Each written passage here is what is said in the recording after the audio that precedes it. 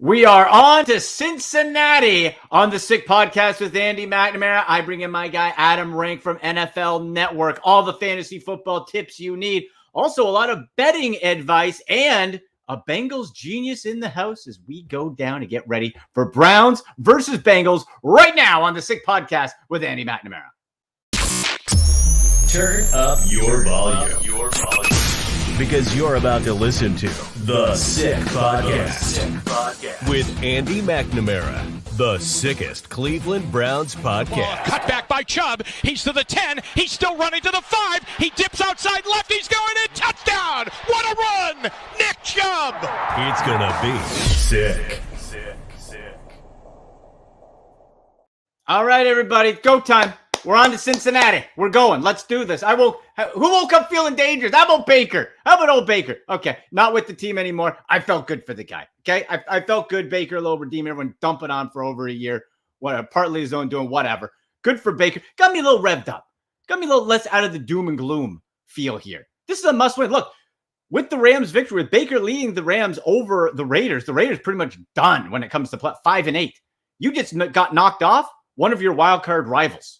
So there's a chance, but you have to go down and do something really tough, and that's beat the Bengals. And fans say, they got their number. Okay, well, you have their number until you don't. So we're going to find out, and I'm going to go down to Cincinnati in just a few minutes, bring in Bengals genius. But before that, it'll be our 3 downs to a Browns victory. Later on, Adam Rank from NFL Network. So get in your fantasy football questions now. We're going to have our sick picks, try to win you some money as well for NFL Week 14, and we will keep rolling. Also, hey, one more thing too, for Betfred Sports, our buddies at Betfred Sportsbook, guess what? If you can get down to Cincinnati, they are giving away Browns versus Bengals tickets. All you do is go to betfredsports.com/Ohio/Andy McNamara. The link is right there in the show description. You pre-register, takes literally 20 seconds. Pre-register, have a chance to win tickets to this Sunday's game. Pretty cool. I'll have another giveaway as well to tell you about later in the show. But 3 downs to a Browns victory, folks. First down, same pass rush combo for Kevin Stefanski as last week. You had Deshaun Watson throw the ball 22 times. Now, we didn't want him throwing any more times with the ball going in the dirt. But you had on the other side, 38 total rushes. Most importantly, 17 carries by Nick Chubb, 9 from Kareem Hunt, 7 from Deshaun Watson himself. So you keep with that close run-pass ratio. Don't get pass happy, Stefanski. You did well last week with it. You stayed within yourself. You didn't overextend Deshaun Watson. I think if you keep Watson to under 30 passes in this game, that means things are going well. You're feeding, and Nick Chubb especially, who's never ran for less than 100 yards versus the Bengals, gets the job done. Second down, get Myles Garrett rolling early and often. Joe Burrow pretty much has admitted that Myles Garrett lives in his head, right? And if you look at what he's been able to do and rattle Burrow, intercepted on the first series in each of his last 3 games versus the Browns.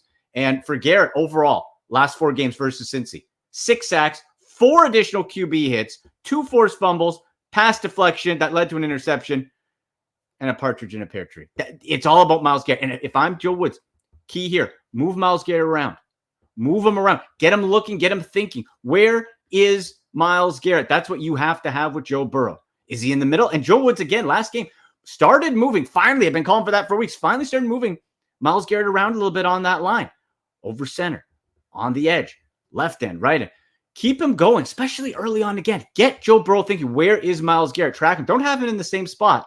And maybe you can get to him early and start rattling. That is key because we know if Joe Burrow gets going, very hard to stop with all the weapons around him. And third down, stop the run. Stop the run. In past games, Zach Taylor has not run the ball nearly enough.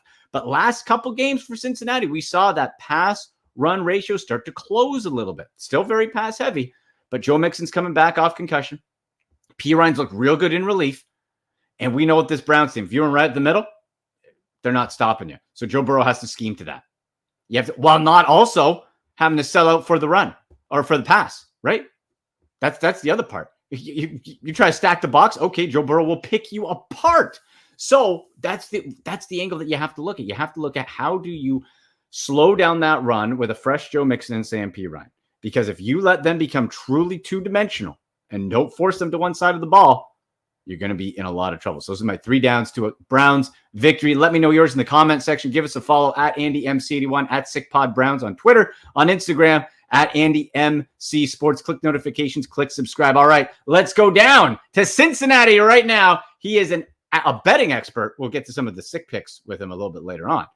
But he's also a Bengals encyclopedia, Bengals genius, host of the Cincy Corner and the Bengals Genius Show. How you doing, brother? Looking good. I'm fantastic, man. Great to be here. I'm fired up, ready to go in deep on this game here. Let's go. This is such a fun rivalry. And I don't know about you, but like when it comes to like the Ravens and the Steelers, those are I just hate those teams so much. And they're just aggressive, angry games. And not to say I want the Bengals to win at all, because I don't, but it just feels like I can have, I don't know, it's just a bit more enjoyable. Like, let's see. You know what? These 2 cousins and 2 family members from the Paul Brown camp, put the gloves on. Let's go. Better man come out with it. Yeah, you know, it is like we're the little brothers, both of us. You know, the Ravens, Steelers, they got quite a few Super Bowls, and we're sitting around. And I was thinking back on the 80s. You know, I was tortured by Joe Montana. You guys were tortured by John Elway. So we're kind of, like you said, we're kind of related. And for some reason, Joe Burrow just can't get over this Cleveland Brown hump. I can't figure it out. It's obviously a big problem. He said Myles Garrett is a big factor with it. Now he has the shoulder issue as well, but has been playing through it. I think, to me, one of the factors for the Bengals to be successful is have a good start. Like I mentioned off the top, last 3 series, first series of the game, Joe Burrow's been intercepted. You go down and score a touchdown, I think that can just scoot away a lot of those jitters. Oh, man, I had to do a deep dive on this to figure out what the problem is, you know. So for the Joe Burrow's averaging 46 attempts against the Browns in the 4 games and only 19 and a half rushing for the team. If they flip those numbers around, that's the way to go here, because I don't know what it is. I don't know why they get so aggressive, but last year that pick 6 on that was horrible. That's set the tone. This year, I believe it was a tip that got us on that drive. But yeah, the turnovers are killing us. And of course, Nick Chubb with those leg presses of his, you know, he's he's a machine. He's a machine as well. He is, but for the Bengals side, you get Joe Mixon back off concussion. Sam Piron's been remarkable. The fantasy football mind goes to I had Sam Piron, did pretty well for me, a couple of my fantasy football teams. It now becomes, and with that run pass combo, I think it's obvious it's going to be always pass heavy, but with that ratio getting a little bit more towards the run at times, that's got to be the way to go. Use those weapons, right? Doesn't that make sense? 100%. They just got to pound it. The offensive line's been finally coming together. They're gelling. Our rematch with the Steelers went way better than the first week, even though they got them amazing defensive ends.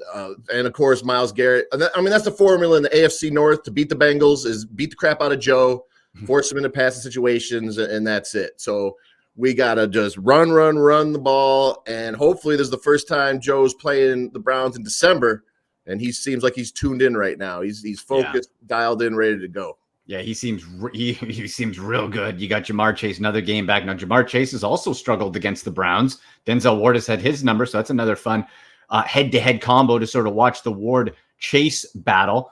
But when you look at this team and the mentality and where they're headed, they seem to, really be in that groove. What would a win against the Browns mean to the Bengals? Is that last bit of confidence that's like, okay, nothing else. We can beat Patrick Mahomes. We got this, this jinx off us. Let's go.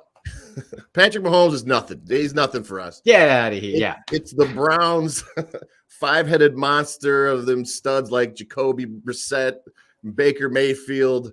We'll see what old LoShawn Watson can do coming up Sunday. Poor Deshaun.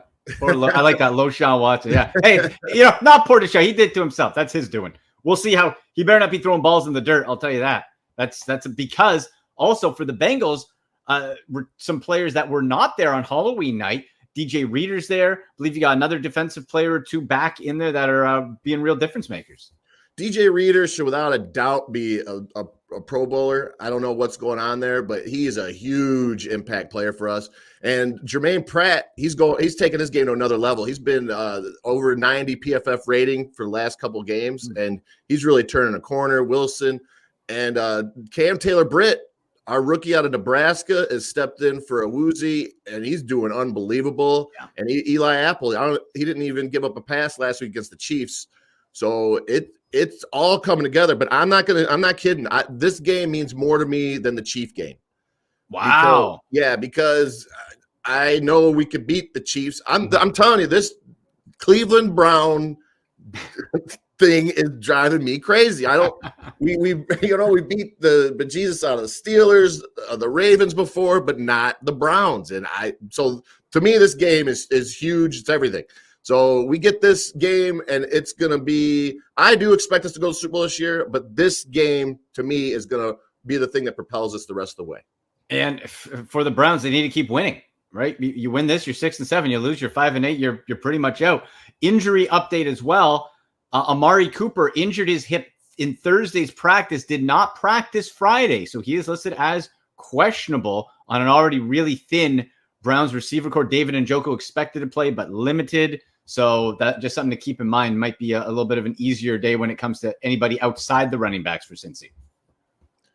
And what was that name again of that the tight end to keep an eye out for the Browns? I was going to say, you know what? Hey, Bengals genius, let's throw up the sick picks. We'll get to some picks and prop plays right now. Let's go. It's time for sick picks.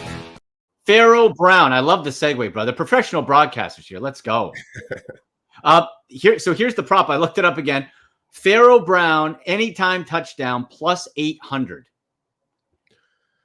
He played with Deshaun in Houston. He's really the only receiver that he has any connection with recently coming in that he's thrown touchdowns to. And it was some ridiculous ratio where it was Pharaoh Brown and he would catch a touchdown, and that would probably be it for the game. So, he has an illness. So as long as he plays, I think that's a smart little play. A plus 800. Why not? Oh, absolutely. And nothing's more of a security blanket to a quarterback than a tight end. One they're familiar with. They just got that little groove going instantly. So I love that one. Yeah, I'll be taking a look at that. For the Bengals, I like T. Higgins to get a touchdown. And Joe Mixon. They got to get him back in the groove. His last full game, he had 5 touchdowns. Oh, my. Yes. Right. Historic fantasy day. My goodness. You're right. Yeah. I played against him that day, of course. Yeah. But yeah, T. Higgins, he had a touchdown last time they played the Browns. And I'm looking at him and Boyd because they really seem to go out of their way to take away Chase. But for touchdown scores, I like those guys. And I got to tell you this, Professor Kyle Hunter, that's my main man. He taught me this, and I tried out last night. It worked. Is when you're doing these prop bets, if you're taking the same game parlays, the under is really the way to focus. Okay. When you look at these guys, yeah. So I hit on a nice eight players last night, so that was nice. Oh, there you go. So go on the under, though. So go on the under. Yeah. Okay. Yep. Okay. Hey, look, there you go. That's why you tune in, folks, right? It's beautiful.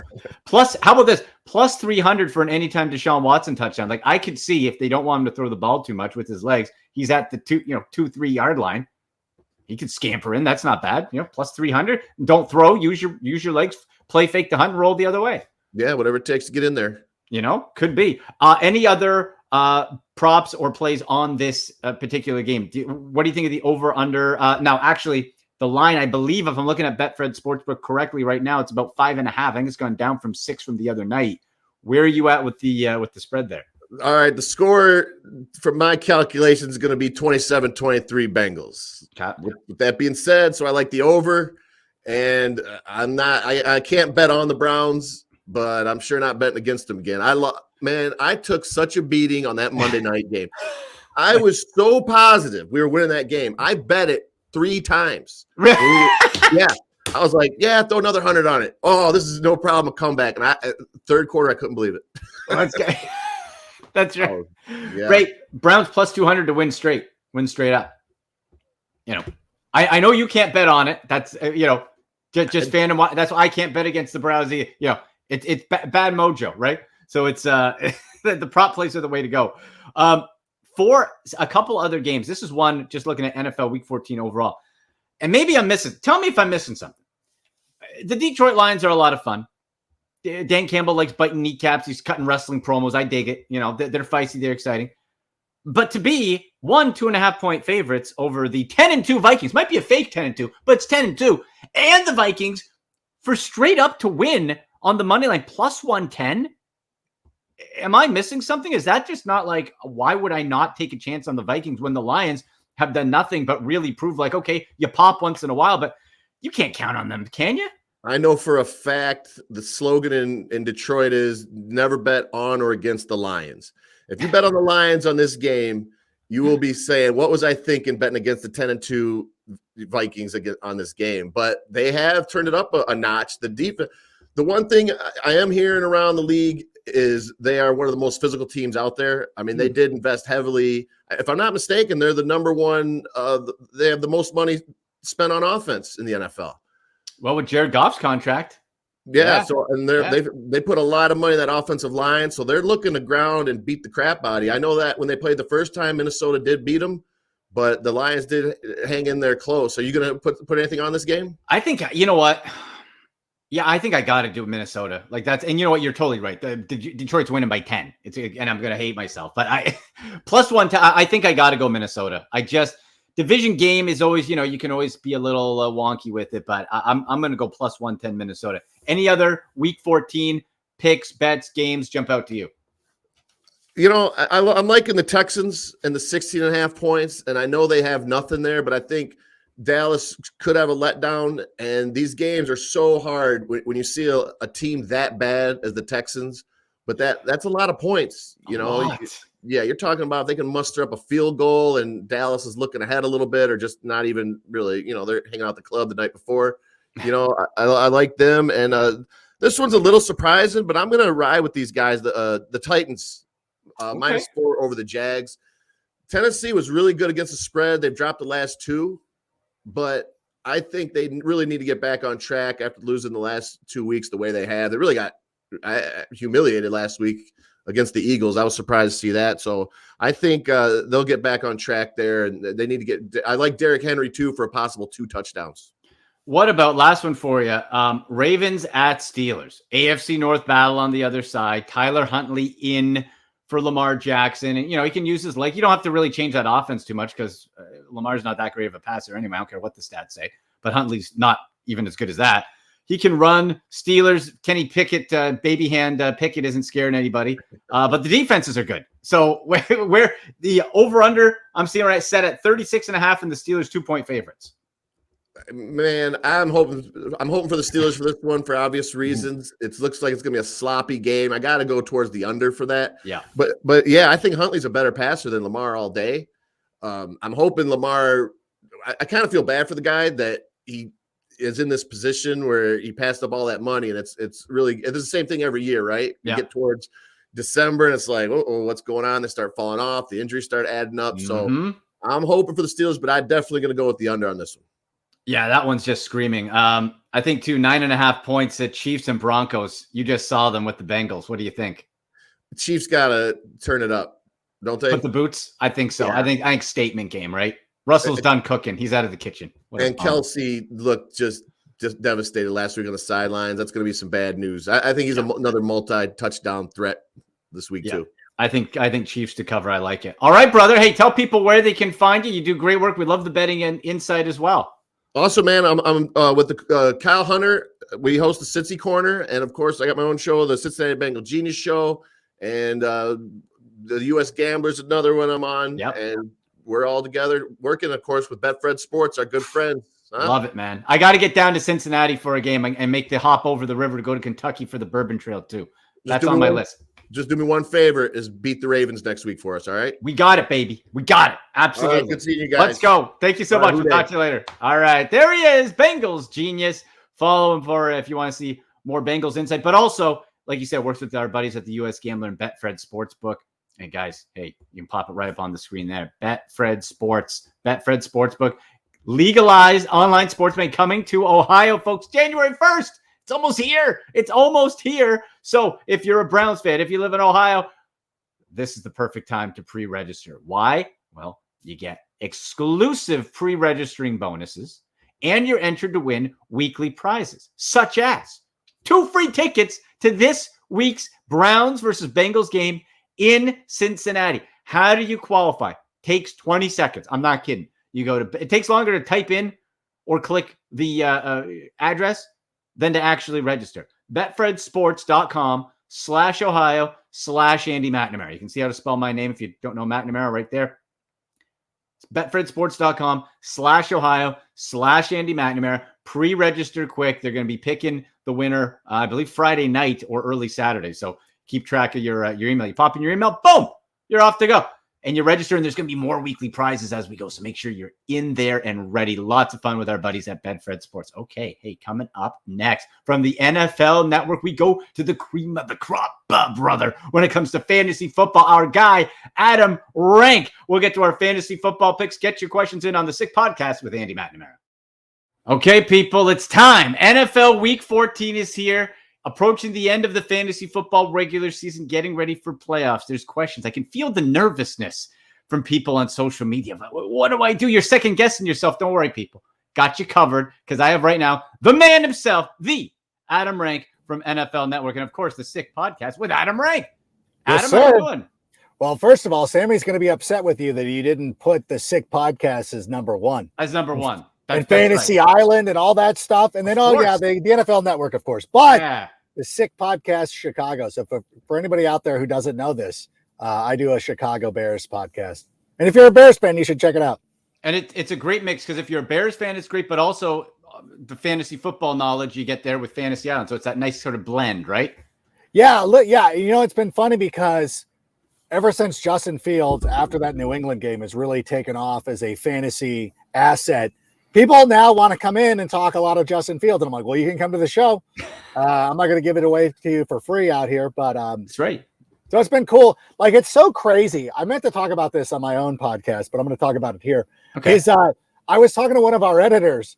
I forget which team it is. It's the Bears' opponent in 2 weeks, where I'm like, yeah, they play a lot of tough offenses like this, like Kansas City, the Bears. Like, it's just fun to talk about top offenses, but really it's just one guy. It's Chase.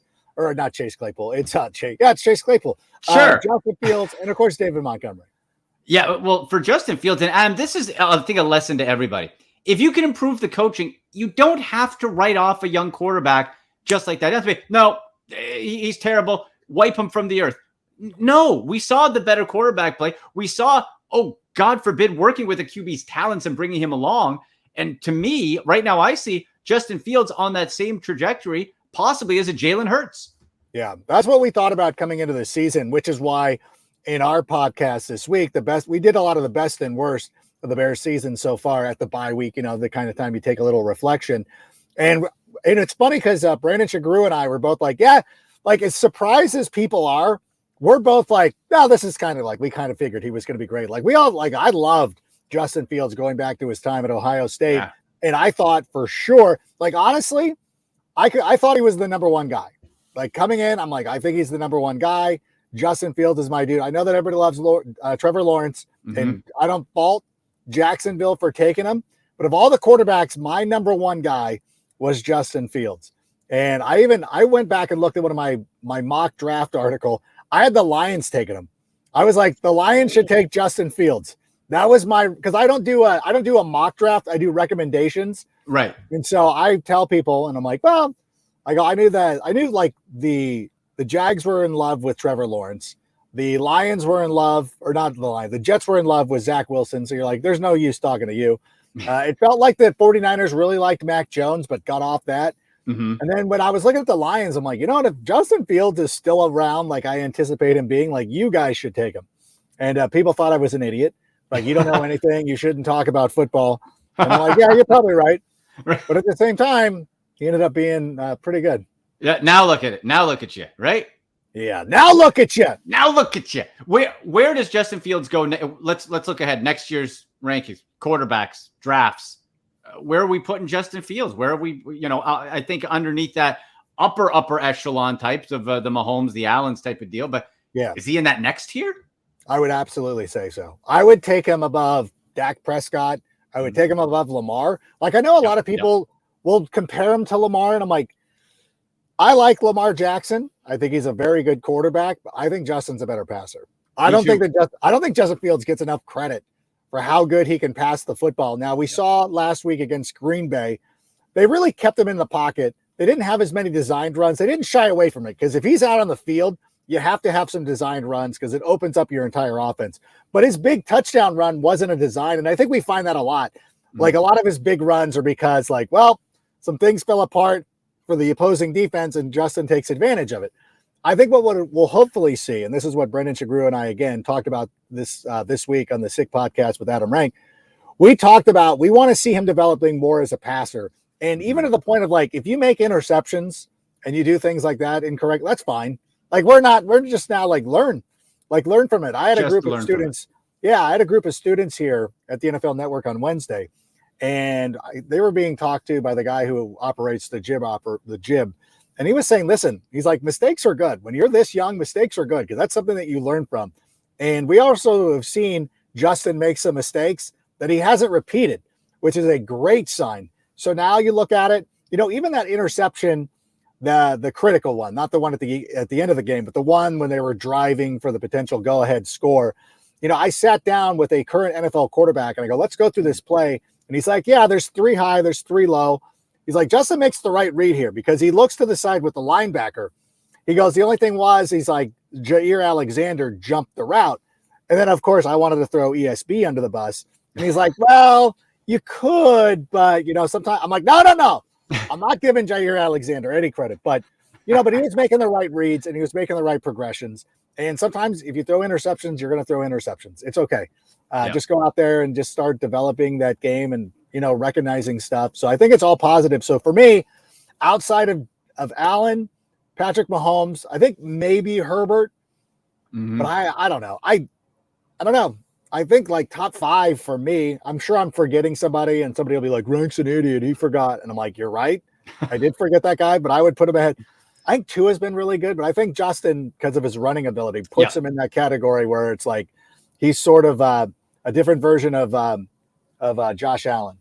Yeah. And like, again, him and Jalen Hurts, that same type underrated passer. Jalen Hurts, there's another good one.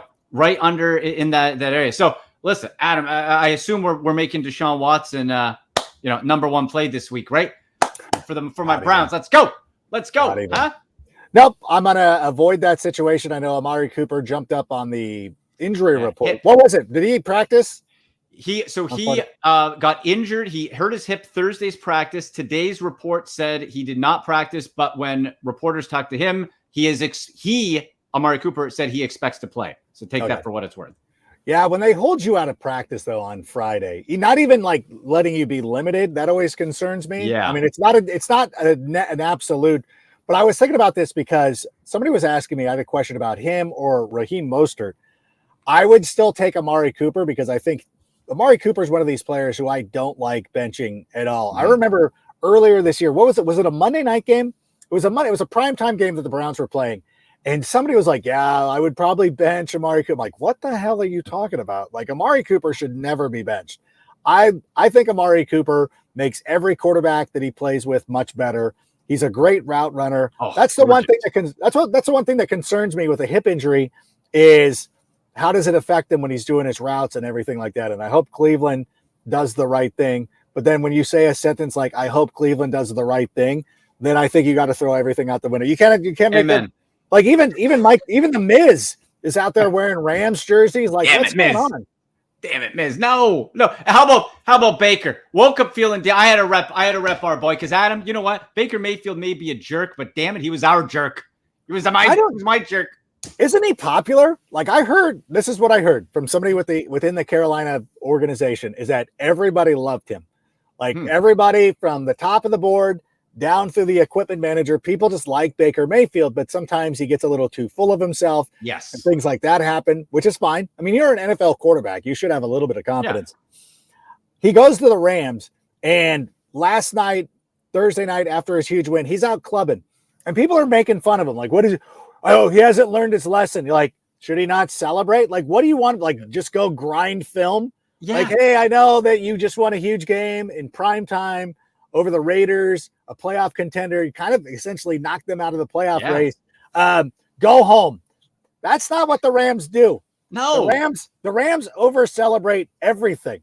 Like, the reason they're playing so poorly this year, part of the reason is, like, I don't recall ever seeing a team celebrate a championship quite like the Rams have. Like they were everywhere, every party. Sean McVay had the Lombardi at his wedding. Like there was so much stuff going on. And I get it when you're Tom Brady and you've done this and it's your 7th Super Bowl and you want to go out and get crazy. Like, okay, I've seen enough. You've earned enough credit with us that you can go out and do those kind of things. The Rams, I'm like, this was a one-time situation. And there's the NFL is full of teams that go one and done. Mm-hmm. And so if I were you, I might have reined it in a little bit, but I'm not going to fault Baker Mayfield for going out and celebrating this win. Now what happens the next time he goes out? Have a little bit more decorum, have a little bit more respect, be humble, accept it. Like that's always one of the things you hear too. Like whenever a team clinches a playoff berth or anything like that, or just watch baseball. Like anytime those guys win, like, hey, you won the wild, you won at least like baseball. Like if you qualify for a playoff berth, you celebrate. If you win the division, then you celebrate again. Mm-hmm. Then you go and you win that first round. Whatever that is. That's all celebration. So I feel like it's one of those things like celebrate tonight. Now, even though you're probably hungover, start watching some film. Get in on it. Yeah, but last night was fine. I'm okay with that. Was fun. That was a ton of fun. Couple more quick ones for you, Adam. NFL Week 14, like we said, people, this is playoff, getting crunch time, final seedings, trying to get whatever and get ready. Is there any waiver wire pickups you're really looking at here? One interesting, not waiver wire, but I think from the Bengals-Browns game standpoint, I'm getting a lot of questions in about, like, do I play Joe Burrow, which sounds bananas, but he's been so snake bitten in the 4 games against the Browns. Myles Garrett lives rent-free in his head. His last 3 games on the first series, he's thrown interceptions when he's played the Browns. Yeah, anything weird like that? You know what? I know. I just got a question about, it was Joe Burrow and Kirk Cousins. And so while you're saying that about Joe Burrow, and it's absolutely correct, how many times have we watched Kirk Cousins and Jared Goff get pumped up, and everybody's talking about this game like it's going to be 70 total points, maybe 80. Like if there is ever a game, like if you have to ask me, what do you trust more? Kirk Cousins coming through or Joe Burrow coming through? I would go with Joe Burrow. Even though he has not done well traditionally against the Cleveland Browns, I still have more trust in Joe Burrow than I would. I think that when you look at the quarterback situation now, obviously Justin Fields is going to be out. Lamar Jackson's likely going to be out.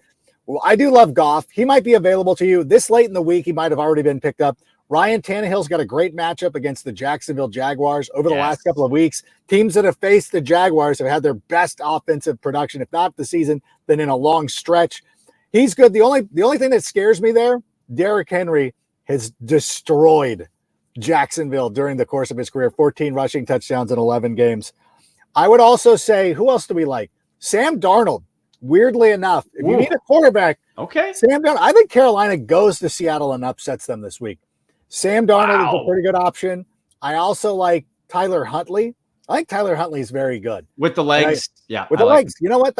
He gives you the equivalent of a passing touchdown in every game that he plays because he'll rush for 40 yards. And by the way, you should be playing in leagues where you get 6 points for passing touchdowns, because then it kind of levels the playing field if you don't have a quarterback who runs that much. But again, it's part of the strategy. Right. Know your scoring situation, because I lost in my league of record because I forgot that my friends draft quarterbacks. Like they'll draft 2 quarterbacks in the first 3 rounds in a half point PPR league with no super flex. Really? No, we need a good quarterback. And the idiot who has Josh Allen is good. The rest of his team sucks. But because of the way the scoring system works out for the quarterback, you have to have a good quarterback to survive. But for most people, for most mortals, I like those quarterbacks. I don't even hate Brock Purdy. I think that he's an El Diablo play. Like if you're going waiver wire hot sauce, you got to go El Diablo. But again, like I think he's got some ability. And then at some point too, you got to take a look at Desmond Ridder. See how remember Marcus Mariota. I like him coming out, Adam. I liked him coming out, man. So if you've been playing Marcus Mariota over the last couple of weeks, which you might have, go ahead and pick him up. So those are the guys that we're kind of looking at right now. But I also want to note that Jared Goff, the Vikings have allowed the most passing yards per game this season. The Cowboys running backs, I will tell you this. The Houston Texans have allowed the most rushing yards per game this season. I will tell you, the Texans have not allowed a top 15 running back in each of the last 3 weeks. Now, obviously, if you're in a traditional season-long football league, there's no way you're benching Tony Pollard. There's no way you're benching Ezekiel Elliott. But if you're putting together a daily fantasy league, like if you're playing Underdog Fantasy, which, by the way, Underdog Fantasy is a great way to play fantasy football. Use the code SICK, and you can add up to $100. They'll match your deposit up to $100. Are you sponsored by them too? Am I doing the wrong? Pop it in there, baby. Let's go. Go with Underdog. The wrong read? Listen. Nah, why not? It's all good. Listen, that's what I do. All family, brother. It's all good. Pump it up. Who else do we have? We like Joe Mixon. We like Amon-Ra St. Brown, Christian Kirk, Evan Ingram. The Tennessee Titans have allowed the fourth most receiving yards to tight ends this season. On the other side, Chig Okonkwo, he is a great option too. He has been the Titans' leading receiver over the last couple of weeks. I want to make it Anello and Sammy happy. Some of the guys we're avoiding. We don't like Tom Brady this week. No. You know what's funny is I know that the Cincinnati Bengals have allowed the fewest receiving yards to wide receivers this season. If Amari Cooper is going, he is going for you. Donovan Peoples-Jones, who you might have picked up over the last couple of weeks. Unfortunately, great player. I love Donovan Peoples-Jones's game. I really do. This matchup might be a little bit tough for him if you have other options, but I love his game. I think he's a solid player. Yeah, Adam, I'll say this for people looking forward for next year, either drafts, dynasty, whatever, get your shares of Donovan Peoples-Jones because with elite quarterback play, which Deshaun Watson hopefully will rise to and get back to, he becomes, to me, the number one. Amari Cooper will slide to 2. That guy makes a tough catch every single stinking game. Every game, he makes an elite play, and we saw him run back a 76-yard punt return touchdown. Guy's an athletic freak. It's amazing. 100%. I think there's a lot of upside there. Adam, listen, man. Okay, hey, we got your NFL Network. You're on Monday to Friday. Of course, more importantly, the Sick Podcast with Adam Rank. Tell people again where they can find you, see you. Tuesday nights, we'll do Take It to the Rank. That's at 8 p.m. Eastern. It's all Bears talk, though, so unfortunately. But if you just want to hang out with us, we still need good people. We have Carmen Vitale, Ryan Dangle of the Chi-Town Bear Down Chicago podcast. Sorry, Ryan. He's going to join us as well. That's 7 p.m. Central, 8 p.m. Eastern. And, of course, on Fridays, we drop an episode of the Sick Podcast with Adam Rank. This week's episode features Brendan Shagru. We do a best and worst of the Bear season so far with a look forward as to what's going on. But, of course, the great thing about these podcasts is that we're just getting started, because as we move into the off season, I know the Browns are going to have their things to look forward to. And like, what are we going to do? What's the offense going to look like? Who are we bringing back? Who are we not bringing back? Same thing with the Bears. We're trending right now to being the number 2 overall selection. So there'll be so much to talk about during the off season. So get in right now, sign up, subscribe, and do all that stuff. And all the great fantasy football talk that you need. Adam, always a pleasure, man. Thank you. Thank you so much. Appreciate you. All right. There he is, Adam Rank. Sick Podcast with Adam Rank and on the NFL Network. There you go, people. How about that? Some NFL Fantasy Week 14. You got any other questions that didn't get answered? You can hit me up on Twitter at AndyMC81 at SickPodBrowns. Use hashtag AskAndy. We'll get to questions in there. Betting tips, too, from our buddies at Betfred Sportsbook. Remember, folks, you want to win potentially 2 tickets to Browns versus Bengals. BetfredSports.com/Ohio/Andy McNamara. And that's just one prize. They're going to have weekly prizes you'll be entered to automatically just by pre-registering. It takes 20 seconds. That's it. And you get an exclusive bonus. BetfredSports.com/Ohio/Andy McNamara. Get those questions in. Again, Amari Cooper for Browns and fantasy. Track that with that hip. He says he can play, but it might not be up to him. I would try to avoid most receivers when it comes to the Browns because it's really just Donovan Peoples-Jones. You got David Bell a little banged up. Demetric Felton's going to play. No. I think really you go Nick Chubb, Kareem Hunt, and until I see Deshaun Watson not throw balls into the dirt and start looking like a proper starting quarterback, I can't really even trust David Njoku. Now, you probably don't have much choices if Njoku, you're not getting anybody from the waiver wire. Right? You can have, guys, Dallas Goedert has been out injured for 4 or 5 weeks, and he's still the number 6 tight end overall. That's how bad the tight end group is. All right. So keep that in mind. That you might have to play David Njoku regardless. Anyway, thank you so much to the great Adam Rank for coming on to Bengals Genius. Get those questions in again on Twitter. Let me know your score prediction. I think Browns take it 32-28, and they keep the dance going. They stay in the head of Joe Burrow? I want to know your prediction. Leave them in the comment section below. Hit me up on Twitter at AndyMC81, at SickPodBrowns, at AndyMC Sports on Instagram. Click the notification bell, click subscribe here, and we will see you hopefully on a Victory Tuesday show on the Sick Podcast with Andy McNamara. Go Browns! And that's a wrap. Hope you don't miss us too much until next time. Follow the Sick Podcast with Andy McNamara on YouTube, Instagram, Facebook, Google Play, and Apple Podcasts.